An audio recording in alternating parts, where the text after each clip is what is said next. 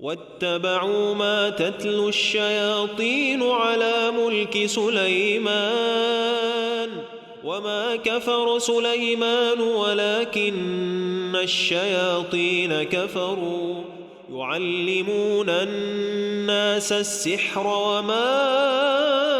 أنزل على الملكين ببابل هاروت وماروت وما يعلمان من أحد حتى يقولا إنما نحن فتنة فلا تكفر فيتعلمون منهما ما يفرقون به بين المرء وزوجه وما هم بضارين به من أحد إلا بإذن الله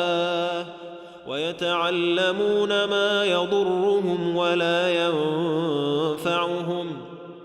ولقد علموا لمن اشتراه ما له في الآخرة من خلاق ولبئس ما شروا به أنفسهم لو كانوا يعلمون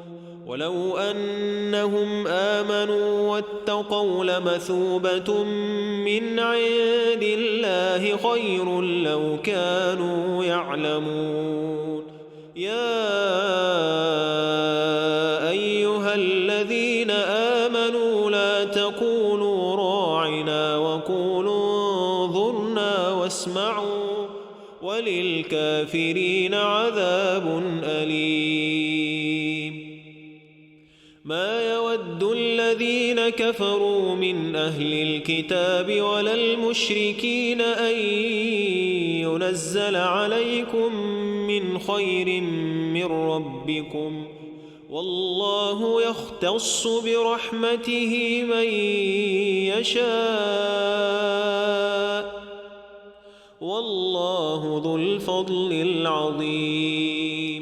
ما ننسخ من آية أو ننسها نأت بخير منها أو مثلها ألم تعلم أن الله على كل شيء قدير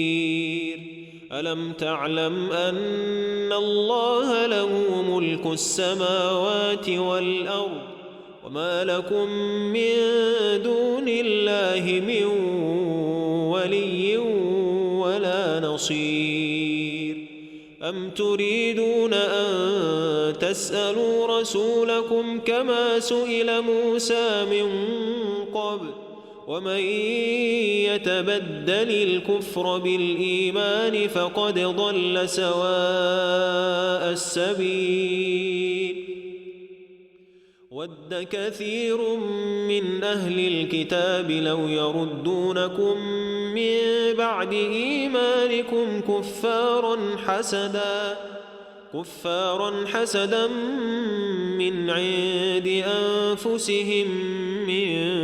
بعد ما تبين لهم الحق فاعفوا واصفحوا حتى يأتي الله بأمره إن الله على كل شيء قدير وأقيموا الصلاة وآتوا الزكاة وما تقدموا لأنفسكم من خير تجدوه عند الله إن الله بما تعملون بصير وقالوا لن يدخل الجنة إلا من كان هودا أو نصارى تلك أمانيهم قل هاتوا برهانكم إن كنتم صادقين بلى